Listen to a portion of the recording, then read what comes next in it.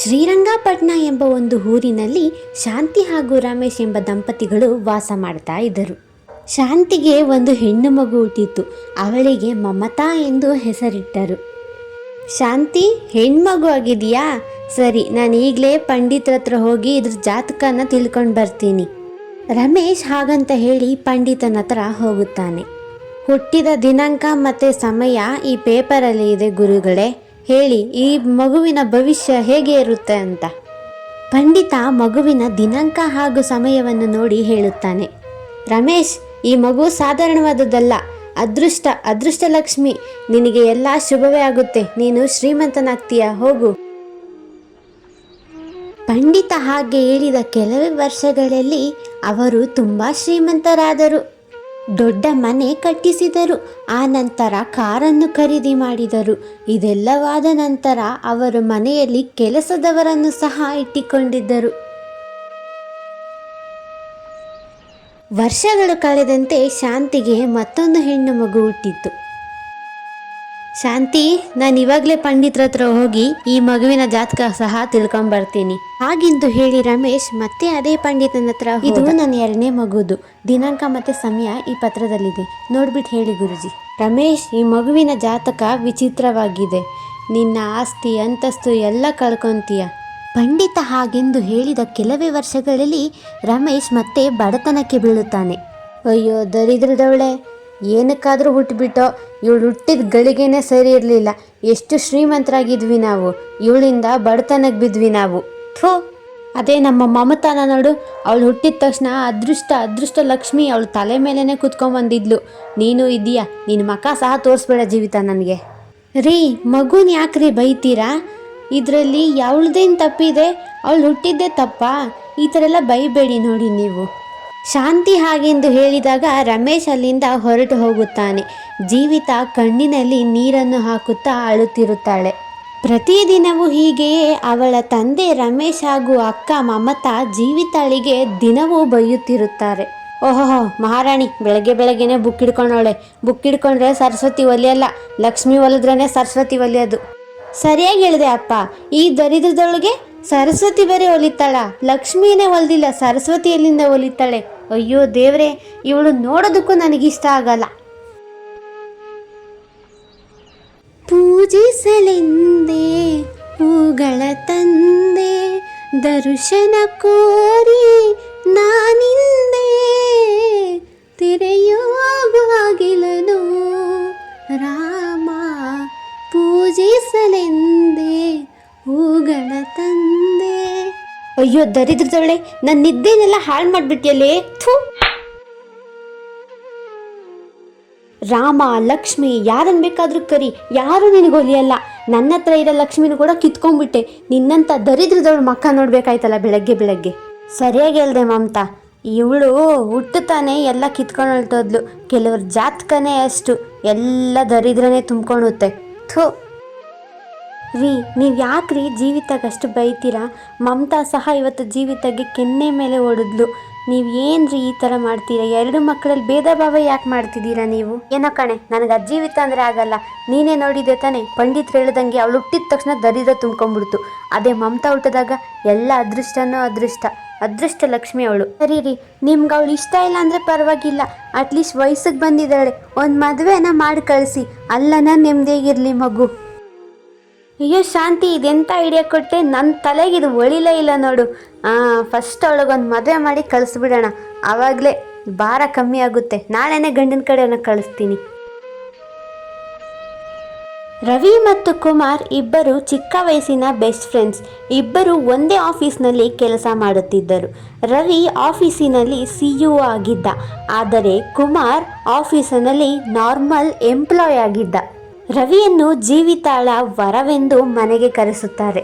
ನನ್ನ ಹೆಸರು ರವಿ, ನಾನು ಕಂಪ್ನಿಯಲ್ಲಿ CEO ಆಗಿ ಕೆಲಸ ಮಾಡ್ತಿದ್ದೀನಿ. ನನಗೆ ತಿಂಗಳಿಗೆ 1.5 ಲಕ್ಷ ಸಂಬಳ, ಮತ್ತು ಅಪ್ಪ ಅಮ್ಮ ಯಾರೂ ಇಲ್ಲ ನನಗೆ. ಈ ಮಾತನ್ನು ರಮೇಶ್ ಕೇಳಿಸಿಕೊಂಡು ಅವನಿಗೆ ಒಂದು ಐಡಿಯಾ ಬರುತ್ತದೆ. ಅವನು ಜೀವಿತಾಳಿಗೆ ಬಂದ ವರವನ್ನು ಮಮತಾಳಿಗೆ ಹೇಳುತ್ತಾನೆ. ವಾವ್, ಅದಂತೂ ಸೂಪರ್. ಅಂದರೆ ನೀವು ನಮ್ಮ ಮಮತಾಗೆ 7 ಮಾಡಿಸಿರೋ ಜೋಡಿ. ಹಾಗಂತ ಹೇಳಿದ ತಕ್ಷಣ ಜೀವಿತಾಳ ಕಣ್ಣಲ್ಲಿ ನೀರು ತುಂಬುತ್ತದೆ. ಮಮತಾಳಿಗೆ ಖುಷಿಯೋ ಖುಷಿಯಾಗುತ್ತದೆ. ತಂಗಿಗೆ ಬಂದ ಗಂಡನ್ನು ಅಕ್ಕನಿಗೆ ಕೊಟ್ಟರು ಎಂದು. ಜೀವಿತಾಳ ಅಮ್ಮನಿಗೆ ಸಹ ಬೇಜಾರಾಗುತ್ತದೆ. ಮದುವೆ ಫಿಕ್ಸ್ ಆಗಿರೋ ಖುಷಿಯಲ್ಲಿ ಇಬ್ಬರು ಹೊರಗಡೆ ಸುತ್ತಾಡಲು ಹೋಗುತ್ತಾರೆ. ಮನೆಯಲ್ಲಿ ಜೀವಿತಾಳನ್ನು ನೋಡಲು ಕುಮಾರ್ ಬಂದಿರುತ್ತಾನೆ. ನನ್ನ ಹೆಸರು ಕುಮಾರ್ ಅಂತ, ಅಪ್ಪ ಅಮ್ಮ ಯಾರೂ ಇಲ್ಲ, ಮತ್ತು ಆಫೀಸ್ನಲ್ಲಿ ನಾನೊಂದು ಎಂಪ್ಲಾಯಾಗಿ ಕೆಲಸ ಮಾಡ್ತೀನಿ. ನನಗೆ ತಿಂಗಳಿಗೆ 15,000 ಸಂಬಳ ಸಿಗುತ್ತೆ. ಅವನು ಹಾಗೆ ಹೇಳುತ್ತಿರುವ ಸಮಯದಲ್ಲಿ ಮಮತಾ ಹಾಗೂ ರವಿ ಸಹ ಅಲ್ಲಿಗೆ ಬರುತ್ತಾರೆ. ಅಯ್ಯೋ ಕುಮಾರ್, ನೀನೇನೋ ಇಲ್ಲಿ? ಮಾವ, ಕುಮಾರ್ ನನ್ನ ಆಫೀಸ್ನಲ್ಲೇ ಕೆಲಸ ಮಾಡೋದು, ನನ್ನ ಕೈ ಕೆಳಗೆ ಕೆಲಸ ಮಾಡ್ತಾನೆ ಇವನು. ಈ ಮಾತನ್ನು ಕೇಳಿದ ಜೀವಿತಾ ಆಶ್ಚರ್ಯಚಕಿತಳಾಗುತ್ತಾಳೆ. ಇದಂತೂ ಸಖತ್ತಾಗಿದೆ ಅಲ್ವಾ? ಹಂಗಂದ್ರೆ ನೀವಿಬ್ರು ಒಬ್ರಿಗೊಬ್ರು ಗೊತ್ತಿರೋರೆ. ಹಂಗಂದ್ರೆ ಇಬ್ಬರು ಮದುವೆನ ಒಂದೇ ದಿನ ಇಕ್ಕೊಂಬಿಡೋಣ. ಮದುವೆಯ ನಂತರ ಮಮತಾ ಬಹಳ ಸಂತೋಷವಾಗಿರುತ್ತಾಳೆ. ಅವಳ ಮನೆಯಲ್ಲಿ ಆಳುಗಳಿದ್ದರು, ಮತ್ತೆ ಹೊರಗೆ ಓಡಾಡಲು ಕಾರುಗಳಿದ್ದವು, ಮತ್ತೆ ಮನೆಯೇ ಬಂಗಲೆಯಾಗಿತ್ತು. ಜೀವಿತಾ ದಿನಕೂಲಿಯವನನ್ನು ಮದುವೆಯಾಗಿ ಸಂಸಾರವನ್ನು ನಡೆಸುತ್ತಿದ್ದಳು. ನೋಡು ಜೀವಿತಾ, ನನ್ನಿಂದ ಕಾರು ಬಂಗ್ಲೆ ಇವೆಲ್ಲ ಕೊಡೋಕ್ಕಾಗಲ್ಲ, ಆದರೆ ನಿನಗೆ ಎಷ್ಟು ಬೇಕೋ ಅಷ್ಟು ಪ್ರೀತಿನ ಕೊಡ್ತೀನಿ. ನೀನು ಕೇಳಿದಾಗೆಲ್ಲ ತಿಂಗಳಿಗೊಂದು ಸೀರೆ ಕೂಡ ಕೊಡಿಸ್ತೀನಿ. ಹೀಗೆ ಜೀವಿತಾ ಹಾಗೂ ಕುಮಾರ್ ಬಡತನದಲ್ಲಿದ್ದರೂ ಸುಖವಾಗಿದ್ದರು. ಒಂದು ದಿನ ತವರು ಮನೆಯಲ್ಲಿ ಹಬ್ಬಕ್ಕೆಂದು ಇಬ್ಬರು ಮಕ್ಕಳನ್ನು ಕರೆದಿದ್ದರು.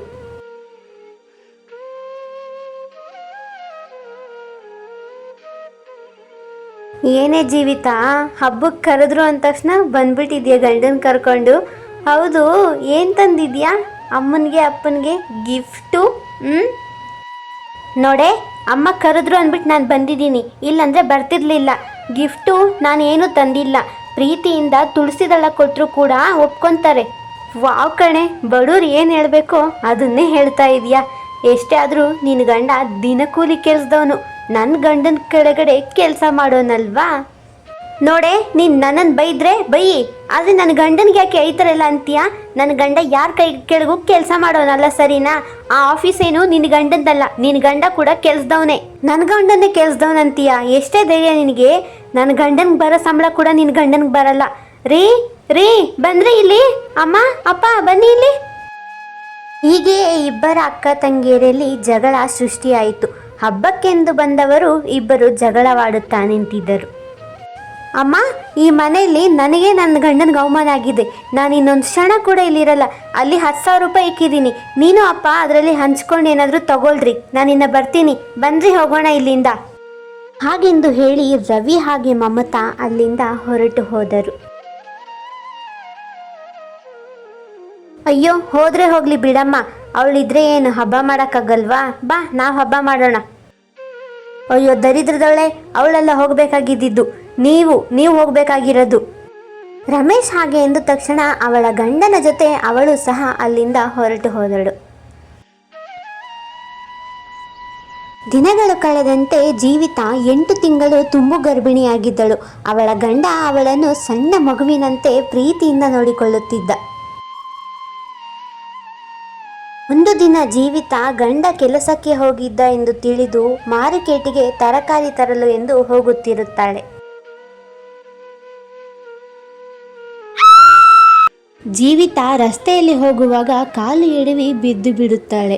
ಅವಳನ್ನು ಅಲ್ಲಿ ಇರುವ ಜನರು ಹಾಸ್ಪಿಟಲಿಗೆ ಕಳಿಸುತ್ತಾರೆ.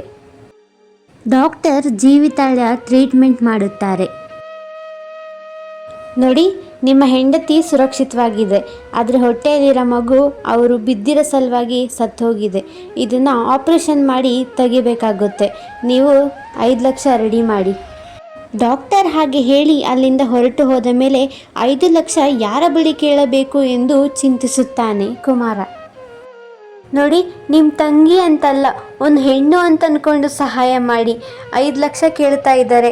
ನಿಮ್ಮ ತಂಗಿಗೆ ಅಬೋಷನ್ ಆಗಿದೆ, ನೀವೇ ಸಹಾಯ ಮಾಡಬೇಕು. ಯಾರ್ಯಾರಿಗೂ ಸಹಾಯ ಮಾಡೋದಕ್ಕಾಗಲ್ಲ. ನಾವೇನು ಧರ್ಮಛತ್ರ ತಕ್ಕೊಂಡಿಲ್ಲ. ನನಗೋಸ್ಕರ ಏನಾದರೂ ಮಾಡಂಗಿತ್ತಂದರೆ ನೋಡ್ತೀನಿ. ಹಾಂ, ಏನು ಬೇಕಾದರೂ ಮಾಡ್ತೀನಿ, ಆದರೆ ನನಗೆ 5 ಲಕ್ಷ ಕೊಟ್ಬಿಡಿ. ನೀವು ಏನು ಹೇಳಿದ್ರು ಕೇಳ್ತೀನಿ. ನಿಮ್ಮ ಮನೇಲಿ ಬೇಕಂದರೆ ಕೆಲಸ ಸಹ ಮಾಡ್ಕೊಂಡಿರ್ತೀನಿ. ಹಾಗೆಂದು ಕುಮಾರ ಮಮತಾಳ ಕಾಲಿಗೆ ಬಿದ್ದು 5 ಲಕ್ಷ ಇಸ್ಕೊಂಡು ಹೋಗ್ತಾನೆ. ಮನೆಗೆ ಬಂದ ಮೇಲೆ ಹೆಂಡತಿಯನ್ನು ಚೆನ್ನಾಗಿ ನೋಡಿಕೊಂಡು ಹೇಳುತ್ತಾನೆ, ಟೈಮ್ಗೆ ಊಟ ತಿನ್ನು, ಸರಿನಾ?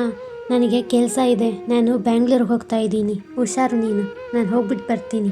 ಕೆಲಸ ಏನು ಅಷ್ಟೊಂದು ಇಂಪಾರ್ಟೆಂಟಾ ರೀ? ಸ್ವಲ್ಪ ದಿನ ಮನೇಲಿ ಇರ್ಬೋದಿತ್ತು ಅಲ್ವಾ? ಆದರೂ ನೀವು ಹೋಗ್ತೀನಿ ಅಂತ ಇದ್ದೀರಾ. ಸರಿ, ಹೋಗ್ಬಿಟ್ಟು ಬನ್ನಿ, ಬೇಗ ಬಂದುಬಿಡಿ. ರವಿ ಅಲ್ಲಿಂದ ಕೆಲಸಕ್ಕೆ ಹೊರಟು ಹೋಗುತ್ತಾನೆ.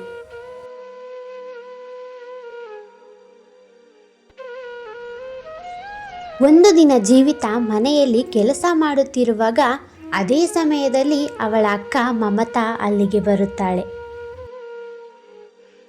ನೋಡೇ, ನಾನು ನಿನ್ನನ್ನು ಕ್ಷಮಿಸಿದ್ದೀನಿ, ಸರಿನಾ? ನಾವು ಹೊಸ ಮನೆ ಕಟ್ಟಿದ್ದೀವಿ. ನೀನು ಮತ್ತು ನಿನ್ನ ಗಂಡ ಇಬ್ಬರು ಬರಬೇಕು, ಸರಿನಾ? ಎಲ್ಲ ಮರ್ತೋಗ್ಬಿಟ್ಟು ಬಾ. ಅಯ್ಯೋ ಅಕ್ಕ, ನೀನೇ ಬಂದು ಕರಿತಾ ಇದೀಯ ಅಂದರೆ ಬರ್ತೀನಿ. ಬಟ್ ನನ್ನ ಗಂಡ ಕೆಲ್ಸಕ್ಕೆ ಹೋಗಿದ್ದಾರೆ, ನಾನೊಬ್ಬಳೇ ಬರ್ತೀನಿ, ಸರಿನಾ ಅಕ್ಕ? ಮಮತಾ ಜೀವಿತಳನ್ನು ಮನೆಯ ಗೃಹ ಪ್ರವೇಶಕ್ಕೆ ಕರೆದು ಅಲ್ಲಿಂದ ಹೊರಟು ಹೋಗುತ್ತಾಳೆ.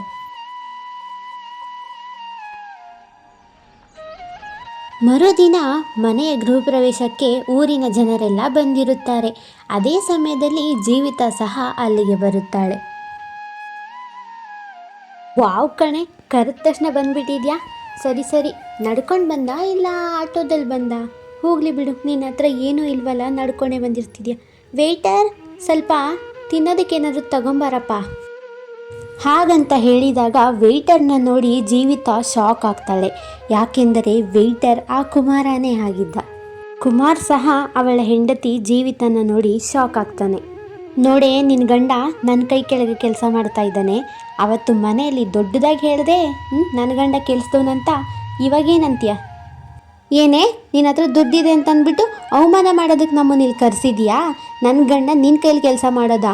ನೋಡ್ತಾ ಇರು, ಸ್ವಲ್ಪ ದಿನದಲ್ಲಿ ನಾನು ಕೂಡ ಶ್ರೀಮಂತರಾಗ್ತೀನಿ. ಸಾರಿ ಕಣೆ ಜೀವಿತ, ಕೋಪ ಮಾಡ್ಕೊಬೇಡ. ಎಲ್ಲ ನಿನಗೋಸ್ಕರನೇ ಮಾಡಿದ್ದು. ಡಾಕ್ಟರ್ ಹೇಳಿದ್ದಕ್ಕೆ 5 ಲಕ್ಷ ನಾನು ನಿಮ್ಮ ಅಕ್ಕ ಹತ್ರ ಇಸ್ಕೊಂಡೆ. ಅದಕ್ಕೆ ಕೆಲಸ ಮಾಡಬೇಕಾಯ್ತು. ಅವಳೊಬ್ಳೇನಾರಿ ನಿಮಗೆ ಸಿಕ್ಕಿದ್ದು ಕೆಲಸ ಮಾಡಿಸ್ಕೊಳ್ಳೋಕ್ಕೆ? ಬೇರೆ ಯಾರೂ ಸಿಗಲಿಲ್ವಾ? 5 ಲಕ್ಷ ಅವಳ ಹತ್ರನೇ ಕೇಳಬೇಕಿತ್ತ? ನಾನು ಹೇಳೋ ಮಾತು ಕೇಳಂಗಿತ್ತಂದರೆ ಮಾತ್ರ ನನ್ನ ಕೋಪ ತಣ್ಣಗಾಗುತ್ತೆ. ಸರಿ ಹೇಳು ಜೀವಿತ, ನೀನು ಏನು ಹೇಳಿದ್ರು ಸಹ ಕೇಳ್ತೀನಿ. ಏನು ಹೇಳಮ್ಮ? ನೀವು ಈ ಕೆಲಸನ ಬಿಟ್ಬಿಡಿ. ನನ್ನ ಹತ್ರ ಒಂದು ಐಡಿಯಾ ಇದೆ. ನಾವು ಒಳ್ಳೆ ಬಿಸ್ನೆಸ್ ಮಾಡೋಣ. ಈ ಕೆಲಸ ಬಿಟ್ಬಿಡ್ರಿ, ಬೇಡ ನಮಗೆ ಇವೆಲ್ಲ. ಏನು ಹೇಳ್ತಿದೆ ಜೀವಿತ? ಕೆಲಸ ಬಿಡೋದ? ಆ ಕೆಲಸ ಬಿಟ್ಟರೆ ಹೇಗೆ? ಆದರೂ ಸಹ ನೀನು ಹೇಳೋ ಮಾತು ಕೇಳ್ತೀನಿ ಅಂದಿದ್ದೆ. ಸರಿ, ಏನು ಹೇಳು ನೋಡೋಣ. ಹಾಗೆಂದಾಗ ಜೀವಿತ ಕುಮಾರನ ಕಿವಿಯಲ್ಲಿ ಗುಸುಗುಸು ಎಂದು ಬಿಸ್ನೆಸ್ನ ಐಡಿಯಾ ಹೇಳುತ್ತಾಳೆ. ಜೀವಿತ ಕೊಟ್ಟ ಐಡಿಯಾದಿಂದ ಕುಮಾರ್ ಹಾಗೂ ಜೀವಿತ ಹೊಸ ಬಂಗಲೆಯನ್ನು ಖರೀದಿ ಮಾಡುತ್ತಾರೆ. ಅದಾದ ನಂತರ ಕಾರನ್ನು ಖರೀದಿ ಮಾಡುತ್ತಾರೆ. ಇಡೀ ಶ್ರೀರಂಗಪಟ್ಟಣದಲ್ಲಿ ತುಂಬ ಶ್ರೀಮಂತರಾಗುತ್ತಾರೆ. Hello, government ಸ್ಕೂಲಾ?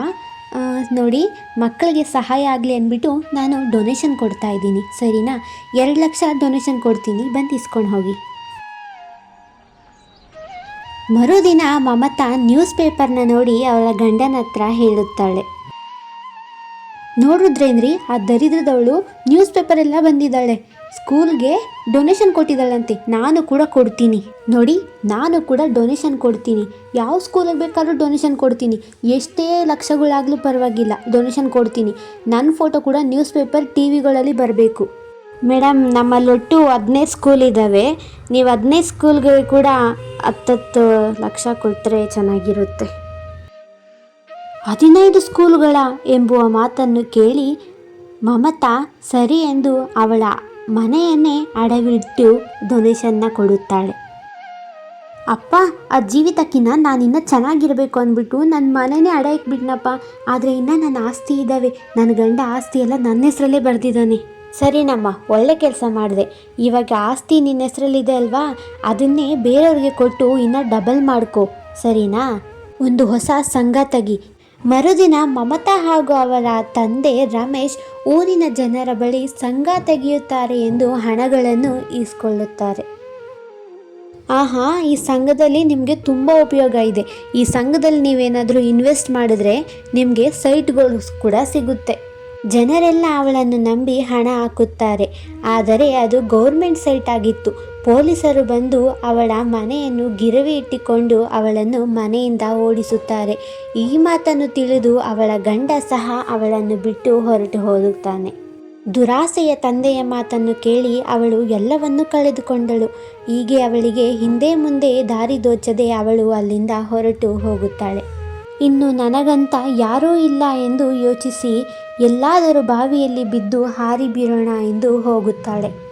ಅವಳು ಬಾವಿಗೆ ಹಾರುವ ನಿರ್ಧಾರ ತೆಗೆದುಕೊಂಡು ಸ್ವಲ್ಪ ಸಮಯದಲ್ಲೇ, ಇಷ್ಟೇನ ಕಣೆ ನೀನು ಕೈಯಲ್ಲಿ ಮಾಡೋಕ್ಕಾಗಿದ್ದು? ಯಾವಾಗೂ ಲಕ್ಷ್ಮಿ ಲಕ್ಷ್ಮಿ ನನಗೆ ಒಲಿಯೋದು ಅಂತ ಇದ್ದೆ, ಇವಾಗ ನನ್ನ ಹತ್ರ ಒಲ್ದಿದೆ. ನಿಂದು ಏನೂ ಇಲ್ಲ, ಇಲ್ಲಿ ಎಲ್ಲ ಹೊರಟೋಯ್ತು. ಮಗಳೇ, ನಾನು ಕ್ಷಮಿಸ್ಬಿಡಮ್ಮ. ನಾನು ಮಕ್ಕಳನ್ನ ಜಾತಕದಲ್ಲಿ ಅಳೆದು ಭೇದ ಭಾವ ಮಾಡಿಬಿಟ್ಟೆ. ಯಾವ ಮಕ್ಕಳದು ಜಾತಕ ಇರೋದಿಲ್ಲ, ಅವ್ರ ಭವಿಷ್ಯ ಅವ್ರ ಕೈಯಲ್ಲೇ ಇರುತ್ತೆ. ನಿನಗೆ ಇದೆಲ್ಲ ಮಾಡಬೇಕು ಅಂತಲೇ ನಾವು ಪ್ಲ್ಯಾನ್ ಹಾಕಿದ್ದು. ಈಗಲಾದರೂ ನಿನಗೆ ಬುದ್ಧಿ ಬರುತ್ತೆ ಅಂತ ಅಂದ್ಕೊಂಡೆ, ಆದರೆ ನಿನಗೆ ಬುದ್ಧಿ ಬಂದಿಲ್ಲ. ಬಾವಿಯಲ್ಲಿ ಬಿದ್ದು ಹಾರೋದಕ್ಕೆ ಬಂದಿದ್ಯಾ ನೋಡು. ರೀ, ನನ್ನನ್ನು ಕ್ಷಮಿಸ್ಬಿಡ್ರಿ. ನನ್ನಿಂದ ತಪ್ಪಾಗ್ಬಿಡ್ತು. ನನ್ನ ಅಹಂಕಾರ ಸತ್ತೋಯ್ತು. ಯಾರ ಭಾಗ್ಯದಲ್ಲೂ ಏನೂ ಬಂದಿರೋದಿಲ್ಲ, ನಮ್ಮ ಕೈಯಲ್ಲಿರುತ್ತೆ ಎಲ್ಲ. ಹಾಗೆಂದು ಹೇಳಿ ಅವಳು ಅವಳ ತಂಗಿಯನ್ನು ಅಪ್ಪಿಕೊಳ್ಳುತ್ತಾಳೆ. ಪೂರ್ತಿ ಪರಿವಾರ ಒಗ್ಗಟ್ಟಿನಲ್ಲಿ ಒಂದೇ ಮನೆಯಲ್ಲಿ ಖುಷಿ ಖುಷಿಯಾಗಿ ವಾಸ ಮಾಡುತ್ತಾರೆ. ಸೊ ಹಾಯ್ ಫ್ರೆಂಡ್ಸ್, ನಿಮಗೆ ಈ ವಿಡಿಯೋ ಇಷ್ಟ ಆದರೆ ಲೈಕ್ ಮತ್ತು ಸಬ್ಸ್ಕ್ರೈಬ್ ಮಾಡಿ. ನಿಮ್ಮ ಹೆಸರು ಕೂಡ ನೆಕ್ಸ್ಟ್ ವಿಡಿಯೋದಲ್ಲಿ ನಾನು ಬಳಸಬೇಕಂದ್ರೆ ಕಮೆಂಟ್ ಬಾಕ್ಸ್ನಲ್ಲಿ ಕಮೆಂಟ್ ಮಾಡಿ.